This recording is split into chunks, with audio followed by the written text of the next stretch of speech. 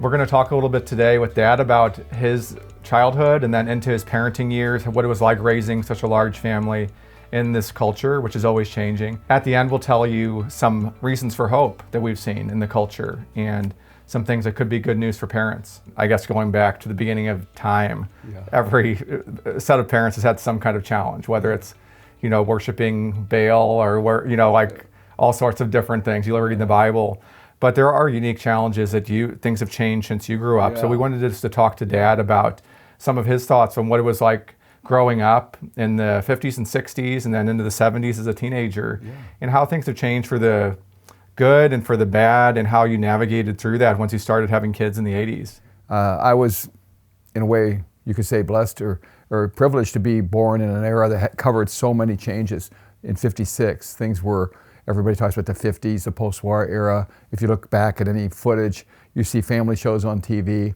In fact, they were outright glorifying the family. Father knows best, make room for daddy, the Leave It to Beaver series. That's my favorite. Yeah, and Andy Griffith. You have good, wise, solid fathers, mothers who are kind of making a beautiful home, but are very smart and capable, attractive. And somehow in the 60s, well, there was a complete change in the early 60s. Prayer was taken out of the schools in 62. That led to statistics just showed test scores went down, drug use, abortions, broken families, that all went up. There were 3 assassinations. We had sex, drugs, and rock and roll. There was the rural purge. They took all of these shows off, the family and the rural shows. There were all sorts of kind of homespun, heartfelt, heartland shows. And really since then, the culture's never been quite the same. My brother David, your Uncle Dave, chat off, and we still marvel at how quickly it happened. And I'll let you go on if you want. Well, I think I was, you're the ultimate expert at it because you saw the before. The only times I've seen truly before this happened was just watching the old movies. And I think that's why I like old movies so much. Yeah. My favorite TV series, I say, it probably is Leave It to Beaver. And I feel like in a way I experienced somewhere in between that, where like maybe the very end in some ways of what you experienced, because when I grew up, there were not quite video games yet. It was just starting. Nintendo was just starting, just the portable music and just media, all that kind of stuff was just starting, but there was still like, kind of the Sandlot feel, a lot of neighborhood ball games, knocking on the neighbor's door, asking if they could come out and play. You didn't have cell phones, you didn't have phones in your room, certainly no TVs in your room or anything like that. So in a way, I feel like I can somewhat relate to it, probably not fully though. Just today I was watching an interview with, now he's deceased, an interview with Bob Feller, one of the best pitchers in history, came from Iowa, and he enlisted, one of the first in the major leagues to enlist for the war effort and in the 40s. And he was raised with discipline and honor and all of these things. And I know we can always glorify those days, but if you look at Hollywood, even between like the 30s and the early 60s, there was a code in place. So even though we know all sorts of things went on behind the scenes, the things that went into the theaters basically had to honor women, marriage, family. They basically had innocence. People were okay until like the 60s to have TV shows be innocent, talk shows, and then suddenly everything kind of got twisted. I do think that there are 2 reasons for this. There's this, we're told in the scriptures, in the book of Peter and Paul, just saying, hey, it's not just humans we wrestle with. There are evil spirits trying to mess up innocence. That's what happened in the Garden of Eden. But also, there were humans in the 60s, people who were trying to overthrow the American way of life, the innocence, the goodness. God, for some reason, planted me with one foot in that generation and one foot in the present, so that I could sort of experience the present and the past with my family.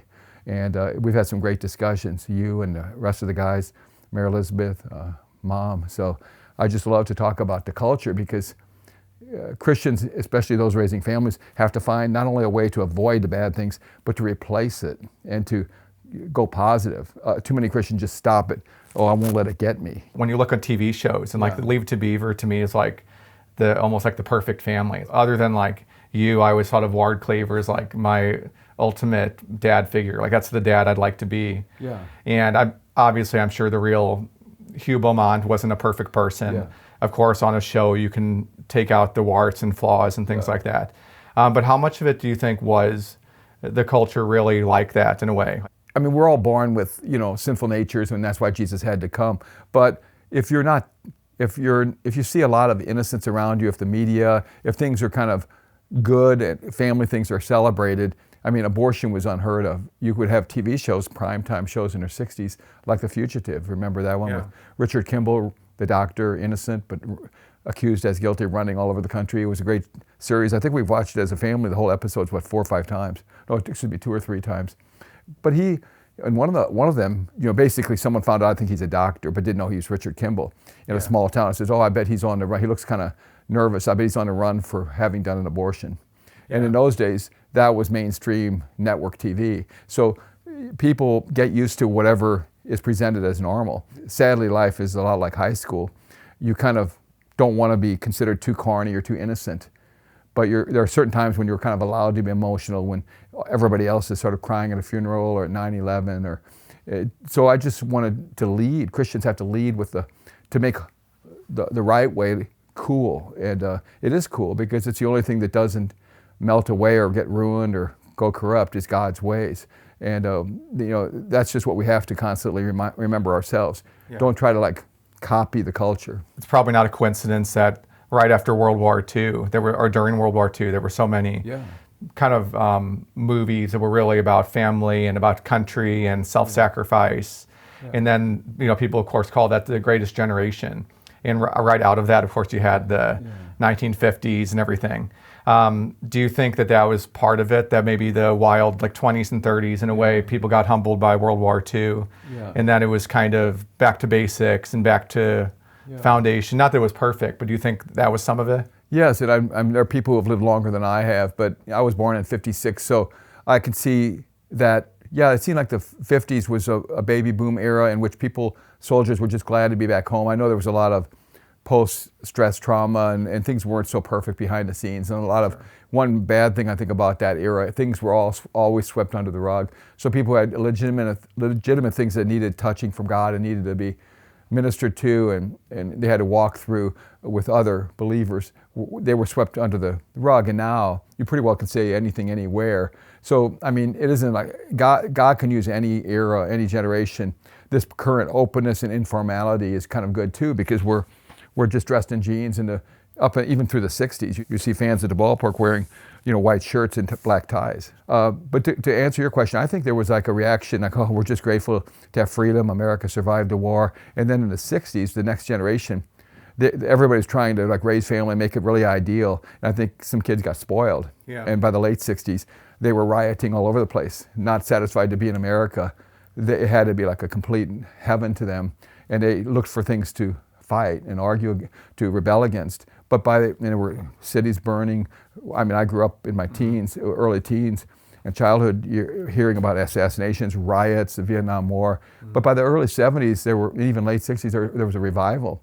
It didn't take many years for all those young rioters and drug users to try something more, and that's when a lot of people were born again. In the 70s, that's when Mom and I met at a prayer meeting in '73, and we had been raised, of course, to believe in Jesus, but we were swept into this beautiful experience of seeing denominational walls fall down. You'd see at a prayer meeting a Catholic priest and standing next to a motorcycle, a former hippie, a motorcycle rider, standing next to some nerd who might be a real strict, Bible teacher who doesn't believe in all this emotional stuff. And God would just melt everything and keep touching hearts.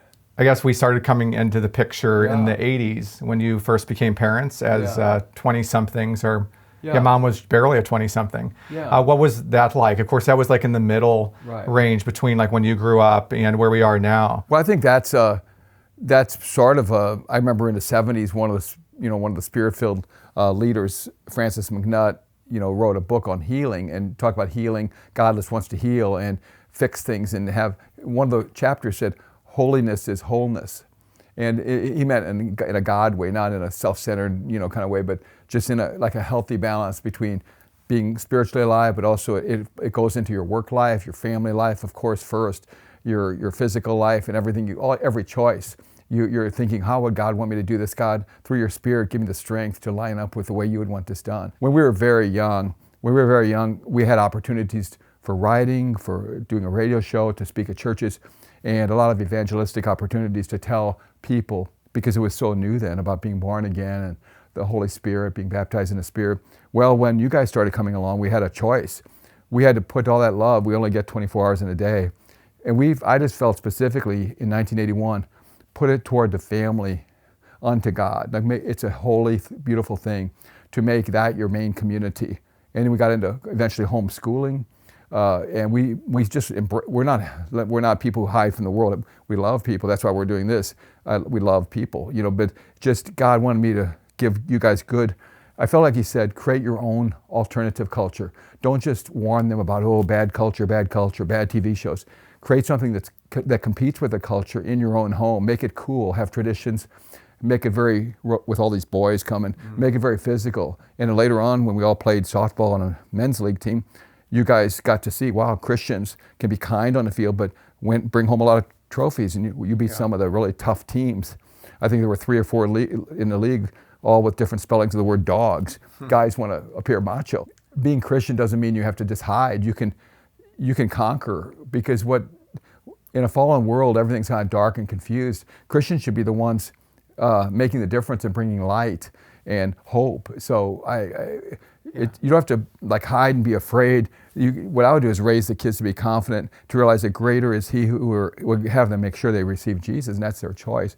But if you do it right, they'll want to. But greater is he who is in you than he who is in the world.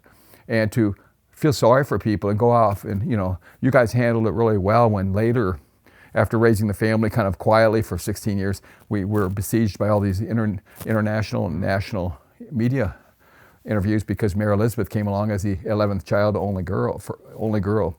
And you guys were thrown on camera, sometimes live, and you were able to, as it says in the scripture, be ready always to give a reason for the hope that you have. But you didn't come across on the cameras as preachy. You made it look so cool because it looked like you guys were having more fun than the people who weren't doing it God's way. I think you guys kind of structured in a way that we could build our own culture. And it wasn't like it wasn't just like, we don't communicate with the outside world. It was more like you have that group of friends, like your closest friends, you have that security that you always have that. So it was hard to get too broken up about if you had some disagreement with a friend, a neighborhood kid or something else, because you knew that you were accepted. And not that we never made mistakes or got affected by peer pressure, but it was hard to go too far that direction, because maybe there'd be some neighborhood kid saying, hey, why don't you go do such and such? Let's go shoplift, let's go smoke, let's go drink, whatever it might be.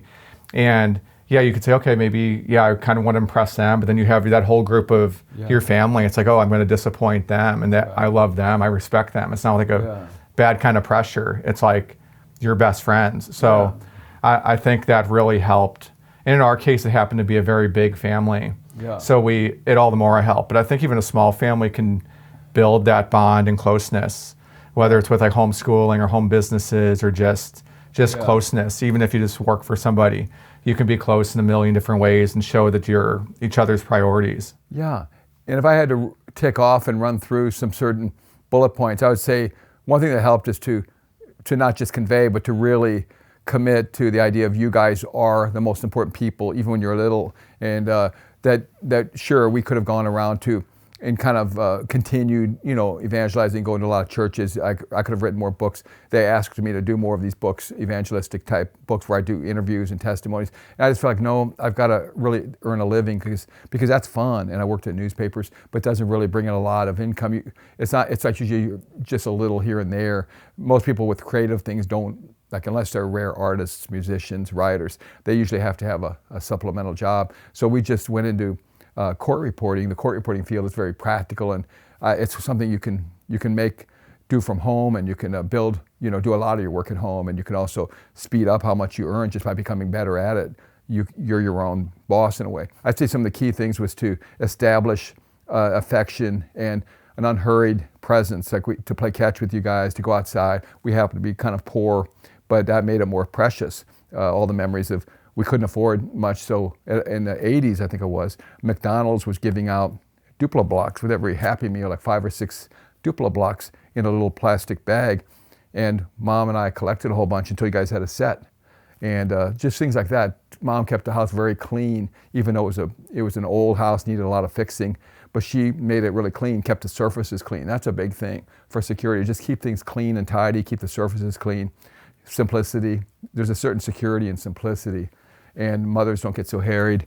And then we also, I think the nightly prayer time, we just decided when you guys were little to start gathering every night and pray. If somebody has a pain or a hurt or a sick, anoint and pray in just simple words, or just go over what a certain part of God's word means and pray for the Spirit to be experienced by them. And hey, God, just fill this child with, even when they were in the womb, you were all in the womb, we did that. And just to have an atmosphere confidently that God wants to walk through the halls of the home and be with you when you're playing catch with your son. And don't make it like, oh, here's our spiritual time. Let's do devotion, family. Let's go here and do our devotion, just to talk about God while you're driving. And, and so you guys did a great job. You haven't abandoned us yet. And that's been a long run. Yeah, I think one of the big things that people always ask you guys about and us is how did you navigate all the media? Because it went from, even in the 80s, there was a lot. I mean, there were things to avoid, just things that Hollywood would put out that you were trying to shield us from, but also not make us naive either. So how did you handle that, especially as it got into the era of computers and smartphones and everything? It was just a passion. I'm sure God planted it in me and knew that I'd be one day having a family of 14. But when I saw the change in the media and I saw certain more left-wing things being, proposed in newspapers, and there were only 3 networks, I realized, wow, just that one anchor, he gets to set the tone for the whole culture, the whole country. Wow, Hollywood, whoever makes those shows, they sit in an office, maybe in Beverly Hills or wherever, they make their decisions. That they say, now we're going to do this show. Oh, now we're going to take the innocent, good shows off. So I realized, wow, there's power in media, that you get to multiply everything, and people have an innate respect for, in those days especially, just 3 networks. Like if you were on TV, if you knew of somebody, hey, so-and-so got to be on TV, that was really rare because maybe one person in your lifetime would have gotten to be on TV. Yeah. And now, of course, people would even, if there was like one of those TV stores, you go down Main Street and there would be like a camera. When this technology existed, it would show you on a screen behind the glass, the display window of the people would go like this and kind of like this, wow, I'm on TV, I'm on TV. So we wanted to create, I realized the power of media, that you could do the right things, but the movies, the culture could just suck you away. So some big milestones, we felt we had to homeschool. In the 80s, it was sort of unheard of, but we just felt like we needed to build the culture and not just have it be a tired dad coming home at night and catching up with all the attacks that the evil spirits have been doing all day and what their own flesh and the influences of the world had done. Because there are 3 things you have to conquer: your own fallen nature, the world, and evil spirits who are always like whispering things. So, but greater is he who is in us than he who is in the world. So we wanted to get out there like they do in the military, get there first with the most men. Take that hill, whoever gets there first with the most men usually wins. So we wanted to replace ahead of time to make home life more vibrant and fun. So a few things that helped were homeschooling, and the curricula that we had were great. And then also just, it became possible to record movies, and classics channels came around. And at that time, the Disney Channel just came out on cable, and it was innocent. Now it's gone haywire. Good old Disney back then. Yeah, but the old 30s and 40s, Donald Duck, and really innocent cartoons, highly skilled people making them, spending a lot of love. It's just some of the innocent Disney movies like Pollyanna, The Parent Trap, and innocence was celebrated. And we began to one by one be able to record these, thanks to the Classics Channel, get the cream of the crop of all movies made from the 30s to the 60s, and I think we have almost all of them now. Mm-hmm. And you guys grew up watching those, the values and the priorities and what constituted a real man and a real woman in those days. And not that that's perfect, but there was a Hollywood code, and they did basically have to follow God's ways of the 10 Commandments. Yeah. And so that was a huge thing, because to this day, you guys are connoisseurs almost of old movies. We ought to just start doing videos about that and show some clips. But I'll be recommending, I found this one from the 30s with Broderick Crawford, or I found this, Mary Elizabeth is really good with retention, remembering, this actress was in that movie. Oh, this actress was in that movie. We always talk among ourselves in the family here about the old days of Hollywood. We loved the early silent movies, the 20s and 30s. Actually, that was pre-code. There was something called the Hays Code that Dad has explained before, where Hollywood actually would be monitored by this Hays office, I guess they call it, and they would basically make sure everything lined up to basically the Ten Commandments or Christian values. And so I guess it was from the 30s to about the 1960s. Yeah. And then you were going to say what happened after that with the TV shows and everything. Was that in the 70s with the rural? Yeah, the rural purge. Yeah. I mean, it's actually, I had heard somebody say that, but I just looked it up, and it's actually it's all over the internet. People use that phrase. But basically, it was a conscious effort to sort of take away the innocence of the media that was being placed into America's homes through the three major networks. There was ABC, NBC, and CBS. So I grew up in the more innocent days, born in '56, all of my formative years. All these TV shows, the Father Knows Best, Leave It to Beaver, Make Room for Daddy, the Donna Reed Show, Ozzie and Harriet. People say, oh, that's corny, that's unattainable. But when people don't know any better, they attain. I mean, our family came pretty close to that. You know, we watched a lot of old movies occasionally. Yeah. We'd experiment with a newer one. Maybe there'd be a movie in the 40s and we watched the remake that was in the 70s. And they would just be like awful. They'd have like every cuss word known to man and just like so awkward too. It wasn't even real life. It was like just like them trying to stuff in everything because they're finally allowed to say these words. I know. So we actually laugh at it 'cause it's just so awkward the way they did it. It was really we often talk about it was really an awkward time, the 60s and 70s. It's like funny because in the movie world, as soon as people got the technology to have zoom lenses, we saw zoom shots, whether needed or not, in a lot of movies or TV shows. Yeah. And just the same thing was, they were sort of allowed to do anything.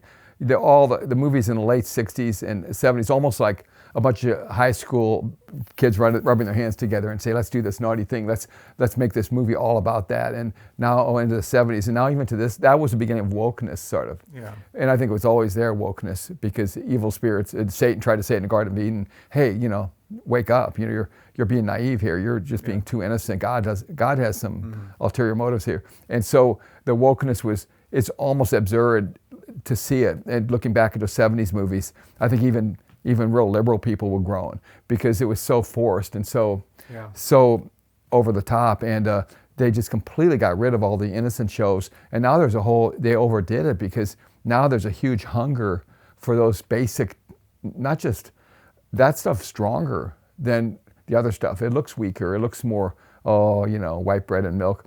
But people, if you get them off the record, everyone talks about family and is there a God? I hope there is. I'm looking for meaning in my life. We've seen it behind the scenes in a lot of the interviews with national network people would privately tell us, hey man, I just want you to know I'm really pro-life, but I'm in my environment. Everybody is so worried about looking uncool. Yeah. And so just what we have to do is build on the rock of the way God says things work. And certain things just work. If you raise your kids this way, if you have a marriage this way, if you do this in your business practices and you take care of your body the best you can. But I think one of the best things that could have happened is that we were able to homeschool, that we were able to have a nightly, we prayed throughout the day, but just a tradition of gathering at night and just chatting with each other, laughing, watching part of an old show, and then maybe praying for each other. Yeah. If somebody looked like a little afraid, a storm, pray that there's no spirit of fear, security. And you guys grew up to be very secure. And I think one of the best things I always thank God for is I was able to, the VCR, now that's outdated, but to record these movies so that on demand, without seeing the commercials and the other stuff, you could kind of program your own family channel. And we didn't just stick with like horny movies. You guys learned all about World War II, and you got a wider education, and you're a real expert at Hollywood. I mean, you'll tell me to this day, hey, I saw this old movie on YouTube from the 30s that had an early version of Humphrey Bogart, or I had Jimmy Stewart in a supporting role before he became big. Sometimes I wonder if we might have underestimated how valuable it was that you and Mom were there for so many hours, because if the only time you connected with us was in the evening and not throughout the day or just in a million different ways, it'd be just impossible to compete, especially nowadays. How would you compete with everything the kids are learning in the culture if they're away 8 hours a day at school and they have their phones and just all their peers and everything else? How could you even compete with that if you don't really make an effort? So I think that's what you guys did, is you were a much larger slice of our pie than the average kid, Well, and it's basically it's a complete commitment when you welcome a child into the world, and that touches on the area of unborn life. That that's why God wanted people to abstain until marriage, because it's a huge thing to create another human being. And then of course so many just toss the life aside now, and as if oh no, that beautiful child, that little girl or boy on the ultrasound, when I don't want it, it's not a baby. When I do want it, it can be in the intensive care unit at the hospital, with everybody trying to save the baby. And so it's just hypocritical and senseless, a senseless position based on desires and emotion rather than on science. But we're not here to just talk about that. We're talking about replacing the bad things, because in the right setting, everybody welcomes every child, and that's why you have to have strong homes so that people don't get tempted to abort. And it's still wrong, but you also have to create atmospheres where it's easier not to get tempted by evil. And what we tried to do was, as much as possible, welcome you guys and realize, well, roll up your sleeves, you're in for a commitment now. And this is going to take all the love I can give. This isn't a game. These are real people. We're their only experience of home. We're their only filter through which they see everything, through the world. Their only presentation of God. Wow, this is an awesome responsibility. But you want to be loose. You don't want to be like constantly stiff, because God's with you through His Spirit if you walk with Him. So what we did was I tried to look for a profession with God, just prayerfully. Hey God, is there some way I could earn money to supply this family, but be there as much as possible? Because we already committed. Kathy, you'll stay home, right? No matter what, you'll create a home. Now, she worked very hard when we started our businesses. She's, to this day, constantly working and producing. But I just find that one of the best things God did was give me something that let me be flexible with my hours, so that on a nice day we could go out and play ball, we could go on vacations, I could bring my work with me. And now, in those days before the internet, it was really hard. Now there are so many ways to earn while you're at home, or to have flexibility, or with the cell phones to have contact with your kids. If you're in a shift somewhere, let's say you work 8 hours driving a truck, there are just ways to stay connected and to show the kids, you are my main priority. After God, you are my priority. My family is my priority. And I think then they feel like, oh, it makes sense what the Word of God says about God cherishing us, and He sent Jesus to die. Okay, I can comprehend the idea of being loved. Okay, so we wanted to create a culture. It's so important, because then you're there throughout the day to notice the drift that this child is having, or that one is, he's having a little trouble here. And then you can just look for it and pray for ways wisely. Like I always tell God, well, I'm not going to just blow, unless it's something obvious. I'm going to wait for the next at-bat or the next natural time when that subject comes up. And then something would happen, and we would get a chance to take a drive or walk outside or just talk to you. And, that might be God's golden moment to address something. So, but you have to be present in the game to have an impact on the outcome of the game, Yeah. And parents need to be present, Yeah, so true. Well, we talked earlier about reasons for hope for science you're seeing in the culture and families. I know there's still a lot of work to be done, but do you see some reasons for hope, or maybe that things turning a little bit away from the craziness, the woke stuff, whatever you want to call it? Yeah, I think so, especially with so much media available. As I said earlier, in the 60s, we just had the 3 networks. Yeah. And any books you got at the library, magazines. And as things became more liberal, all those things were trying to kind of tell you a point of view, and you were supposed to accept that as real and mainstream. We have so many options now. I mean, just look at what we're recording here. People can stand in their own homes. Some of the most highly ranked podcasts they have very simple surroundings. It's not big network money anymore. So I'm hopeful. There's Christian music. There's such a variety. In fact, there's so many ways now to experience God that you have to be careful that you don't gorge on just teaching. And if you're kind of in the Christian world and just endless conferences and experiences you want to build something at home too, and something consistent and relaxing. And I'd say there's so many, and also our past mistakes, the past mistakes of the culture are a teaching tool. Because now at this age, I can talk to you and say, well, like this in the 60s, the family was stronger. There were problems in the culture, but then everybody went away from the innocent, away from the culture. They took the boundaries off of media, movies. Now you've discovered what makes you happier. And look, exhibit 1 is this outcome, exhibit 2 is this. So there's so many things. You can right now Google and find out just 1 million stories of somebody who's been in your position and came to Jesus, and how that person how that person's life was changed. When I need inspiration, today I was just saying, give me an Bible verse about the goodness of God, and it pops up.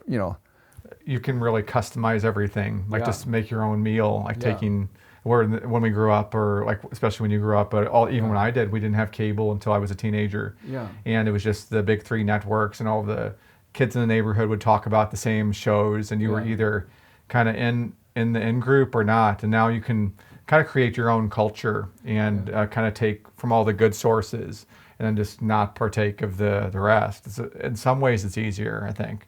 Also, you can actually recreate a calmer time, because there have been studies and experts have said that maybe today's quick media and all the options changed the brains of humans. I was just looking at something the other day. Have attention spans been altered in humans due to all this technology? We're doing more of what you might call a long form chat here. These old movies are kind of calming because they calm you down. It's sort of like going on a trip. It causes you to go at a slower pace, or it's the reason people go camping or go on trains. There's a certain limit. You have security of a limit. Otherwise, it's kind of scary, especially for a young person, to have endless internet, just constant. It's like a glutton for information. So I would think that one of the most beautiful things in life is to simplify, choose a few real valuable things, and put the rest aside. And that gives God and the family more room in your heart. The main hope is coming to God and just saying to Jesus, "Help! I believe you're the Son of God. Please come in and forgive me. Thank you that you paid for it with your death on the cross." And just ask for the Holy Spirit to help you. As a parent, I just constantly was asking, I need thee every hour. God, give me the wisdom through your Spirit. Let me win this one. Give me the words to say to this person. So I think if we depend upon Him all the time, you don't have to plan everything ahead so perfectly. Even on this interview, we're just kind of winging it, and hopefully it comes across as winged. We covered a lot today, and Okay. hopefully it was helpful to some people. Okay. Let us know in the comments, and if there's any questions you guys have or anything that stood out to you about our talk, anything you'd like us to talk about in the future. Hopefully we'll get some episodes without me. I'm kind of the common thread lately, since I kind of like doing this, I guess. I like being an interviewer. You're a natural. But anyway, we'll see for the future. But leave some messages in the comments. And if you guys don't mind, like and subscribe to the channel. It does help us grow. It helps us get out to new people. And we appreciate you guys. Okay. Thanks a lot, Dad. Yeah, bye.